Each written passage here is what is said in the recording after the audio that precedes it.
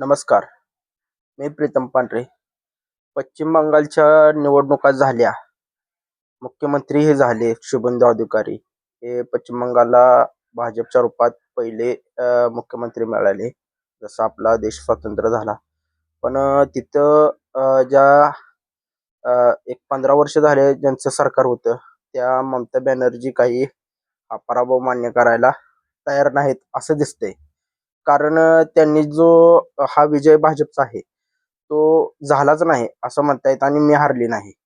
तर आता त्याचं कारण त्यांनी सांगितलंय की SRI म्हणजे जे SRI झालं, अ, तिथं जे काय म्हणू आपण मतदानात फेरबदल जे करायचे होते की सांगायचं होतं त्यामुळे माझा पराभव झाला असं एक त्यांचं म्हणणं येतंय. तर मग तसंच झालंय आणि त्याबद्दल त्यामुळे मी हा पराभव काही मान्य करत नाही असं एक त्यांचं म्हणणं येतंय. तर त्यांनी हा पराभव मान्य तर केलाच नाही आणि त्यांनी सुप्रीम कोर्टात धाव घेतली आणि सुप्रीम कोर्टात त्यांनी याचिका दाखल केलेली आहे. आता अशा प्रकारे जी ही भूमिका त्यांनी घेतलेली आहे आणि ठाम भूमिका घेतलेली आहे. तर आता सध्या विधानसभेत शुभेंदू अधिकाऱ्यांनी तर पूर्ण त्यांचं शपथविधी झालेला आहे आणि भाजपचं सरकार तिथं आलेलं आहे. आणि सध्या आता काय म्हणू आपण की तिथं सरकार पूर्णतः एक ताकदीने भाजपचं सरकार चालू झालेलं आहे किंवा काम करत आहे. सध्या त्याने जे प्रशासकीय पश्चिम बंगालमध्ये जे प्रशासकीय यंत्रणा आहे, तिथले सर्व ऑफिस, मुख्यमंत्री ऑफिस किंवा बाकीचे मंत्रालयातली जी ऑफिस आहे ती छोटी होती ती मोठी करून घेण्याचा त्यांचा एक मानस दिसतोय. त्याच्याबद्दल काम चालू आहे. पण सध्या ममता बॅनर्जी ह्या काही मागे हटायला तयार दिसत नाहीत. तर एक मी आपण काय म्हणू की आपण भाजपचीही बाजू घ्यायची नाही आणि ममता बॅनर्जीचीही बाजू घ्यायची नाही. आपण एक काय म्हणू की एक मधला आपण माणूस म्हणून एक आपण सांगण्याचा प्रयत्न करतोय की ममता बॅनर्जींनी हा जो त्यांचा हट्ट आहे की माझा पराभव झाला नाही किंवा काय, हा जो त्यांचा एक आपण काय म्हणू बालिश हट्ट आहे, तो त्यांनी सोडला पाहिजे आणि हा पराभव त्यांनी मान्य केला पाहिजे. कारण त्यांच्या विरुद्ध जी लाट होती, जी एक सत्ता विरुद्ध जी लाट असती, ती लाट जी होती ती खूप मोठी होती. हे त्यांच्या लक्षात आलेलं नाही. त्यांनी ती मान्य केली पाहिजे की आपल्या विरुद्ध जी अँटी इन्कम्बन्सी होती, ती त्यांनी मान्य केली पाहिजे असे एक मला स्वतःला वाटते. त्यांनी ती मान्य करून विधानसभेत विरोधी पक्षाची भूमिका ही चांगल्या पद्धतीने निभावली पाहिजे. कारण विरोधी पक्ष नेता हा असावा. कारण विरोधी पक्ष असेल तर तिथं जनतेचे जे सरकारविरुद्ध जे काही सरकारपर्यंत जे पोचवायचे जे काही प्रश्न आहेत ते विरोधी पक्षामार्फत जातात असं एक माझं म्हणणं आहे. तर आता ममता बॅनर्जींनी जे आहे तो निर्णय घेतलायच. आता तो सुप्रीम कोर्टात गेलेला आहे. पण आता गेलाय तो निर्णय लागेल तेव्हा लागेल. सध्या त्यांनी विरोधी पक्षाची भूमिका बजावी असं एक आपल्या या व्हिडिओच्या माध्यमातून आपल्याला वाटते आणि प्रेक्षकांपर्यंत आपण ह्या पोहोचवण्याचा प्रयत्न करतोय. तर ममता बॅनर्जी हारण्याची कारणं तर आपण गेल्या व्हिडिओमध्ये सांगितलेली आहेत. पण त्यांनी हा पराभव मान्य केला पाहिजे असं एक का वाटतं? कारण प्रश्न जे आहेत ते आता विरोधी पक्षातून त्यांना बजावायचे आहेत आणि ममता बॅनर्जी हा विरोधी पक्षातून किंवा सरकारमध्ये नसताना जे प्रश्न उचलू शकतात, ते मला वाटतं सरकारमध्ये राहून त्या पद्धतीने उचलू शकणार नाहीत. तर ममता बॅनर्जीने जे आहेत ते मी काय म्हणतो की एक सेक्युलर राजकारण करतायत त्या पद्धतीनेच त्यांनी केलं पाहिजे. तुमचा पक्ष सेक्युलर राजकारणावर चालतोय, तुम्ही सेक्युलर राजकारण धर्मनिरपेक्ष राजकारण करत असाल तर हा पराभव त्यांनी मान्य करून विरोधी पक्ष या पदाचे त्यांनी काम केलं पाहिजे किंवा विरोधी पक्षाची भूमिका बजावली पाहिजे.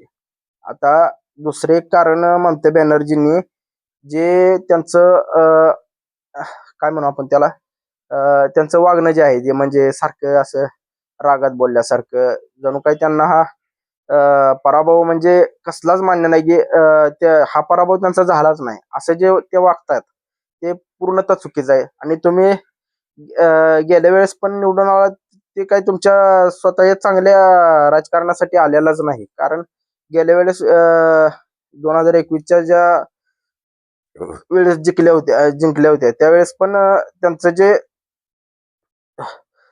राजकारणातला जो तो त्यांनी एक 500 रुपयाचं जे लक्ष्मी योजना चालू केली त्याच्यामुळे त्या जिंकल्या होत्या.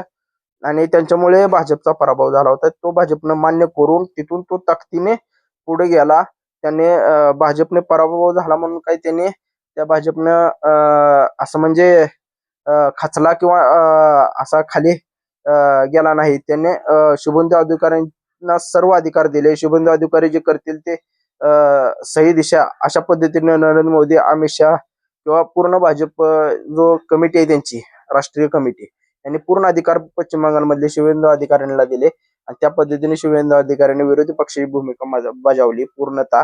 आणि चांगल्या पद्धतीचं राजकारण ते पुढे करत गेले. विरोधी पक्षातले जेवढे नागरिकांचे प्रश्न आहेत ते मांडत गेले.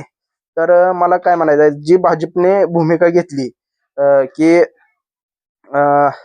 त्यांनी विरोधी पक्षाची भूमिका किंवा नागरिकांचे प्रश्न मांडले, त्या पद्धतीने मध्ये झालेला जो अत्याचार होता त्याबद्दलचे प्रश्न मांडले, ही सरकारविरुद्ध विरोधी पक्षाने मांडलेली भूमिका ही सरकारपर्यंत पोहोचवली. आणि त्यातून नागरिकांना सरकारच्या ह्या भूमिका काही पटल्या नाहीत. त्यामुळे त्यांचा पराभव झालाय. नुसतं SRI हे कारण सांगून ममता बॅनर्जींनी आपल्यावरचा जो पराभव झालाय तो SRIच्या माथ्यावर मारून काही उपयोग नाही. त्यांचा पराभव हा तेथील नागरिकांचा जो त्यांचा रोष होता त्या सरकारविरुद्ध, तो त्यांनी या निवडणुकीत काढलाय असं म्हटलं तरी काही वावगं ठरणार नाही. आणि ममता बॅनर्जीने तिसरे कारण म्हणजे त्यांनी हिंदू आणि मुस्लिम हे तुष्टीकरण खूप जास्त केलते तिथं. हे तिसरं कारण आहे महत्वाचं आहे त्यांचं. फक्त SRI आणि हे सांगून काही उपयोग नाही तिथं. तुम्ही मुस्लिम तुष्टीकरण केलं किंवा काय म्हणू आपण हिंदू आणि मुस्लिम हे द्वेष तुमच्या काळात जास्त झालेला आहे असं मी म्हणू शकतो. भाजप आता आले मार्क्सवादी किंवा कम्युनिस्टांच्या काय म्हणू CPMच्या काळातही एवढं असं हिंदू मुस्लिम नव्हतं तिथं पश्चिम बंगालमध्ये. ते जास्त तिथं वाढत गेलं. त्यामुळे त्यांचा पराभव झालेला आहे. 2011 पासून तर जास्तच वाढले तिथं. त्यामुळे त्यांचा पराभव झालेला आहे. हे तिसरं कारण आहे. आणि मला एवढंच सांगायचं, मी काही कारण देत नाही इथं तुम्हाला किंवा हे सांगत नाही, पण तिथले आता विरोधी पक्ष म्हणून तुम्ही तुमचे प्रश्न तिथं नागरिकांचे प्रश्न तुमच्या पक्षामार्फत मांडत राहा. बघा हे आता 5 वर्ष भाजप सरकार काय हालत नाही. तुम्ही किती जरी प्रश्न मांडले, सुप्रीम कोर्टात गेले तरी सुप्रीम कोर्ट काय सरकार तर हे पाडू शकत नाही. जास्तीत जास्त काय करायला पुढच्या वेळेस काय SRI करू नका म्हणलं, ह्याच्या पलीकडे काय होणार नाही. आता 5 वर्ष तुम्हाला विरोधी पक्षातच बसायचं आहे. ही लक्षात किंवा हे तुमच्या मनात ठाम निर्णय घेऊन तुम्ही विरोधी पक्षाची भूमिका बजावी.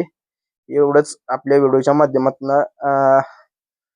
पश्चिम बंगालच्या विरोधी पक्षाला समजलं तरी चालेल असं एक आपल्या व्हिडिओच्या माध्यमातून सांगायचा प्रयत्न करू. आणि आपला व्हिडिओ इथेच थांबवू. धन्यवाद.